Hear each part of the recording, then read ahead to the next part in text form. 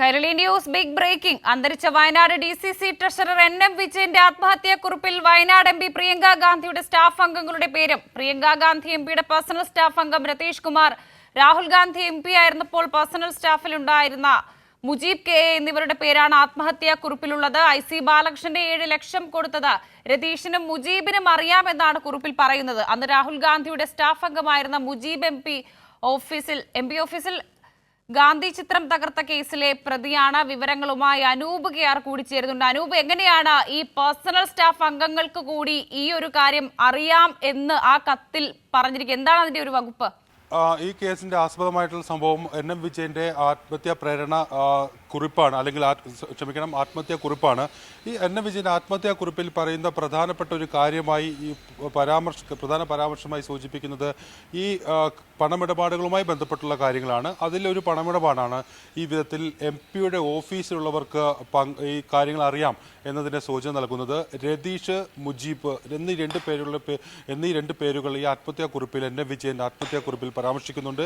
അതിനാസ്പദമായിട്ടുള്ള സംഭവം 2017-18 കാലത്ത് ബിജു തൊടുവെട്ടി എന്ന് പറയുന്ന ഒരാളിൽ നിന്ന് ബാങ്കിൽ ജോലി തരാമെന്ന് പറഞ്ഞ് NM വിജയൻ മുഖേന ഒരു പണമിടപാട് നടക്കുന്നു.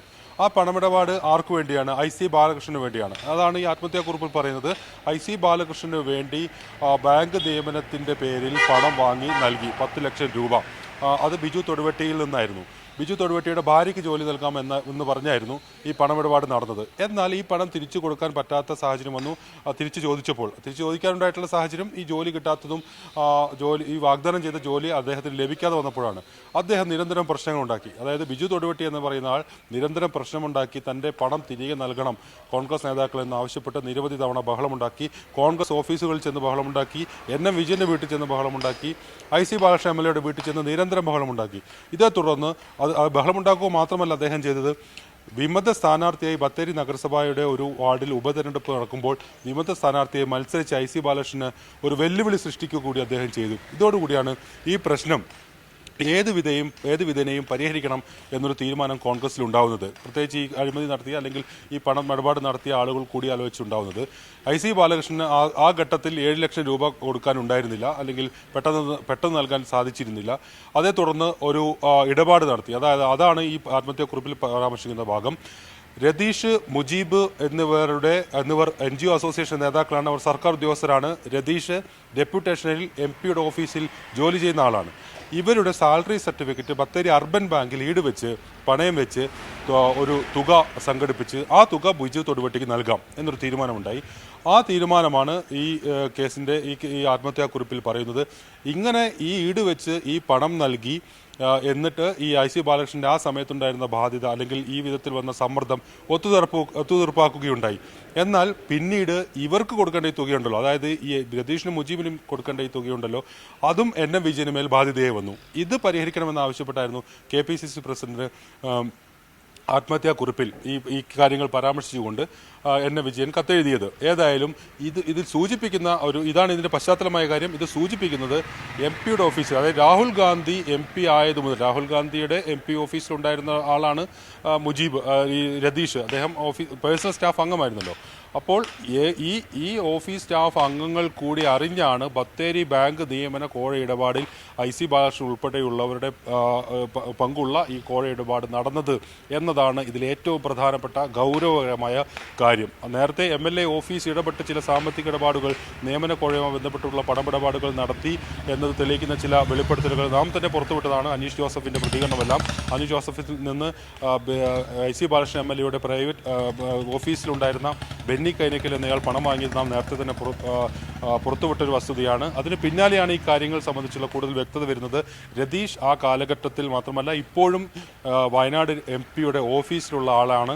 ഈ നിയമന കോഴ ഇടപാടുമായി ബന്ധപ്പെട്ടുള്ള അറിവ് MPയുടെ ഓഫീസിലെ സ്റ്റാഫിനും അനുബന്ധ ആളുകൾക്കും അറിയാമായിരുന്നു എന്നതാണ് ഈ പുറത്തു വരുന്ന വിവരത്തിലെ ഏറ്റവും പ്രധാനപ്പെട്ട കാര്യം. ഏതായാലും അതിൻ്റെ അടിസ്ഥാനത്തിലാണ് ഈ ബിജു തൊടുവെട്ടിക്ക് പൈസ തിരിച്ചു കൊടുക്കുന്നത്. ആ പണവും ബാധ്യതയായതാണ് NM വിജയന്റെ ആത്മഹത്യാക്കുറിപ്പിൽ പറയുന്നത്. ഇതാണ് ഇതിൻ്റെ ആസ്പദമായ സംഭവം. ഏറ്റവും പ്രധാനപ്പെട്ട കാര്യം ഇത് തന്നെയാണ്. MPയുടെ ഓഫീസിലെ ആളുകൾക്കും രാഹുൽ ഗാന്ധി ഓഫീസിലെ സ്റ്റാഫ് ഉൾപ്പെടെയുള്ള അംഗങ്ങൾക്കും ആളുകൾക്കും ബത്തേരിയിലെ ബാങ്ക് നിയമന കോഴയുമായി ബന്ധപ്പെട്ടുള്ള വിവരങ്ങളിൽ അല്ലെങ്കിൽ അതുമായി ബന്ധപ്പെട്ടുള്ള സംഭവവികാസങ്ങളിൽ പങ്കുണ്ട് എന്നത് തെളിയിക്കുന്ന ഏറ്റവും നിർണായകമായ ഒരു വിവരമാണ് ഇത്. അനൂപ, ഈ KPCC പ്രസിഡന്റ് K സുധാകരന് കത്തയക്കുന്നു, പിന്നെ പ്രിയങ്ക ഗാന്ധിക്ക് കത്തയക്കുന്നു, അതുപോലെ തന്നെ രാഹുൽ ഗാന്ധിക്ക് അടക്കം ഈ കത്തയക്കുന്നുണ്ട് NM വിജയൻ. അപ്പൊ ആ കത്തിലൊക്കെ ഈ ഒരു കാര്യം പരാമർശിച്ചിരുന്നോ?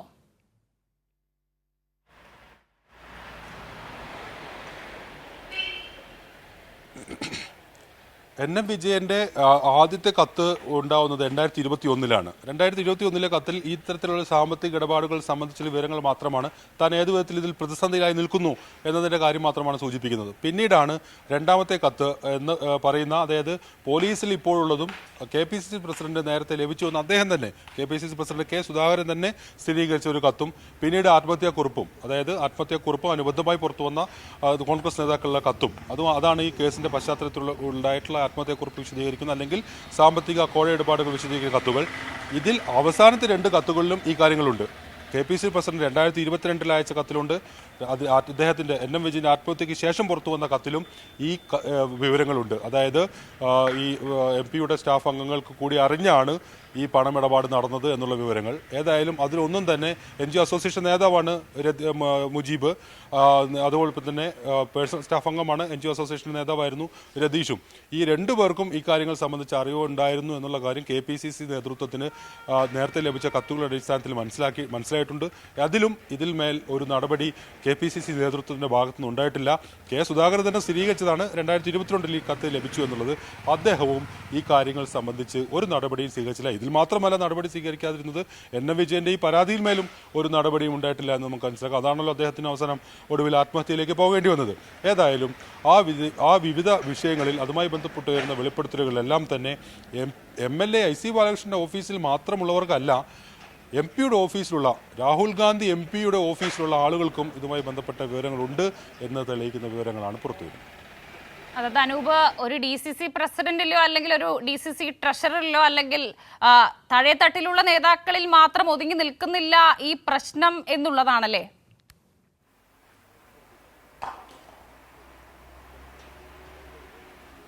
തീർച്ചയായും ഒരിക്കലുമല്ല. ഈ KPCC പ്രസിഡന്റ് നേരത്തെ തന്നെ ഈ വിഷയങ്ങൾ അറിയാമെന്ന് അദ്ദേഹം തന്നെ സ്ഥിരീകരിച്ചതാണ്.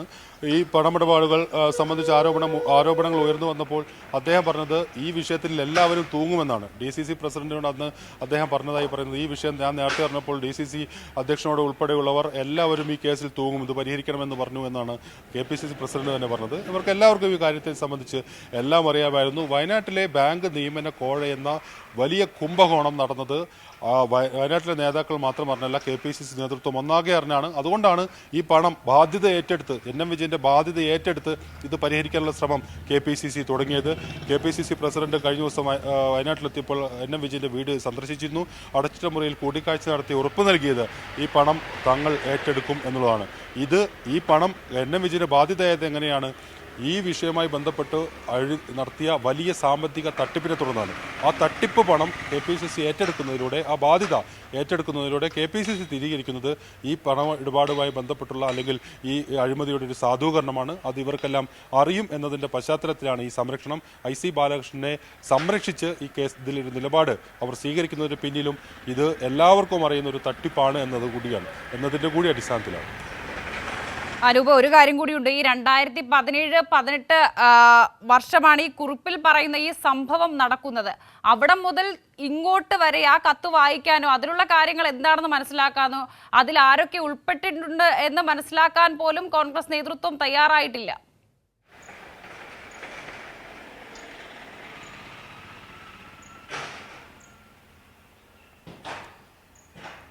കോൺഗ്രസ് തയ്യാറായിട്ടില്ലെന്ന് മാത്രമല്ല, അതിലൊരു നടപടിയും സ്വീകരിച്ചില്ല. ഇപ്പോഴും വിവിധ ആക്ഷേപങ്ങൾ ഈ വിധത്തിൽ ഉയർന്നു വരുന്നു. എന്നാൽ IC ബാലകൃഷ്ണൻ MLA ഉൾപ്പെടെ സംരക്ഷിക്കുന്ന നിലപാടാണ് KPCC സ്വീകരിച്ചത്. അതിൽ പ്രധാനപ്പെട്ടത് ഈ ശുപാർശ കത്തുമായി ബന്ധപ്പെട്ട് ഉയർന്നു വന്ന വിവാദങ്ങളാണ്. NM വിജയന്റെ മകനെ പിരിച്ചുവിട്ട് മറ്റൊരാൾ ആ സ്ഥാനത്തേക്ക് നിയമിക്കാനുള്ള തീരുമാനം NM വിജയൻ, IC ബാലകൃഷ്ണൻ ഉൾപ്പെടെയുള്ളവർ തീരുമാനിച്ചിരുന്നു. ആ തീരുമാനത്തിന്റെ ഘട്ടത്തിലും അല്ലെങ്കിൽ അങ്ങനെ ഒരു തീരുമാനം എടുക്കുന്ന ഘട്ടത്തിലൊന്നും തന്നെ ഈ വിധത്തിൽ അവരെ ആ നിലപാടിന് അല്ലെങ്കിൽ അതിനെ എതിർത്തുകൊണ്ട് ഒരു നിലപാടല്ല KPCC സ്വീകരിച്ചത്. അതേസമയം അവരെ സംരക്ഷിക്കുന്ന ഒരു നിലപാടായിരുന്നു. ഈ നിലപാടെല്ലാം സൂചിപ്പിക്കുന്നത് ഈ പണമിടപാടുകളുമായി ബന്ധപ്പെട്ടുള്ള വിവിധ കാര്യങ്ങളിൽ ഇവർക്കുള്ള അറിവിനെക്കുറിച്ച് കൂടിയാണ്, അറിവിനെ സംബന്ധിച്ചാണ്. ഏതായാലും ആ സംരക്ഷണം അവർ തുടർന്നു. IC ബാലകൃഷ്ണൻ ഏറ്റവും ഒടുവിൽ ഈ കേസിൽ ഒന്നാം പ്രതി നിൽക്കുമ്പോഴും അദ്ദേഹത്തെ സംരക്ഷിച്ചുകൊണ്ടാണല്ലോ KPCCയും അതുമായി ബന്ധപ്പെട്ട് പ്രതിപക്ഷ നേതാവും എല്ലാം സംസാരിച്ചതും അതുമായി ബന്ധപ്പെട്ട് വിവിധ വെളിപ്പെടുത്തൽ അല്ലെങ്കിൽ ആ വിധത്തിൽ പരാമർശങ്ങൾ നടത്തിയതുമെല്ലാം. ഏതായാലും കോൺഗ്രസ് നേതാക്കൾ ഈ വിഷയങ്ങളുമായി ബന്ധപ്പെട്ട് വിവിധ വിഷയങ്ങൾ വിവാദങ്ങൾ ഉയർന്നു വന്നപ്പോഴെല്ലാം അഴിമതി ഈ നടത്തിയ അല്ലെങ്കിൽ കുറ്റാരോപിതരെ സംരക്ഷിക്കുന്ന നിലപാടാണ് സ്വീകരിച്ചത്. അതോടൊപ്പം NM വിജയന്റെ കുടുംബത്തോടൊപ്പം നിൽക്കുമെന്നും അവർ പറയുന്നു. ഏതായാലും ഇരയോടൊപ്പവും വേട്ടക്കാരനോടൊപ്പവും നിൽക്കുക എന്നുള്ളതാണ് കോൺഗ്രസിന് ഇക്കാര്യത്തിലുള്ള സമീപനം. അതിന്റെ പശ്ചാത്തലം ഈ വിഷയം ഏവർക്കും അറിയാമായിരുന്ന ഒരു തട്ടിപ്പായിരുന്നു എന്നുള്ളതാണ്. അപ്പോൾ അനൂപ്, ഈ ബിജു തൊടുവെട്ടി എന്ന് പറയുന്ന ആൾ, അയാൾ ഈ NM വിജയനിൽ നിരന്തരം സമ്മർദ്ദം ചെലുത്തിയിട്ടുണ്ടായിരുന്നു. ഈ പണത്തിന്റെ കാര്യവും പറഞ്ഞു. അവിടെയും IC ബാലകൃഷ്ണൻ ഇടപെട്ടിട്ടില്ല എന്നുള്ളതും കൂടിയുണ്ട്.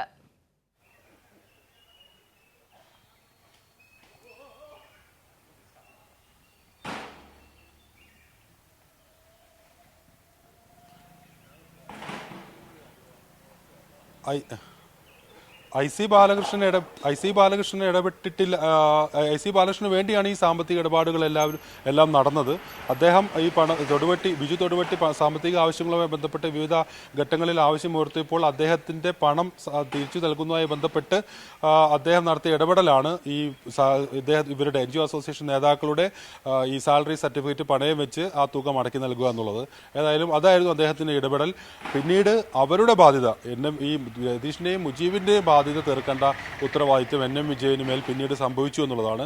അത് പരിഹരിക്കണമെന്നാവശ്യപ്പെട്ടാണ് ആത്മഹത്യാക്കുറിപ്പിൽ NM വിജയൻ പ്രത്യേകമായി തന്നെ ഇക്കാര്യം വിശദമായി പരാമർശിച്ച് KPCC പ്രസിഡന്റ് മരണക്കുറിപ്പായി എഴുതിയ കത്തിൽ സൂചിപ്പിച്ചത്. ഏതായാലും IC ബാലകൃഷ്ണൻ ഇക്കാര്യത്തിൽ ചെയ്തത് ഈ പണം നേരത്തെ പണം വാങ്ങിയെടുത്തു. അതുമാത്രമല്ല അങ്ങനെ കിട്ടിയ പണം തിരിച്ചു കൊടുത്തില്ല. അങ്ങനെ തിരിച്ചു കൊടുക്കാൻ വേണ്ടി മറ്റൊരു രീതിയിൽ ഒരു അനധികൃത ഇടപാട് നടത്തി ആ പണവും തിരിച്ചു കൊടുത്തില്ല എന്നുള്ളതാണ്. അതായിരുന്നു NM വിജയന് മേൽ വലിയൊരു ബാധ്യതയെ പിന്നീട് വന്നതും.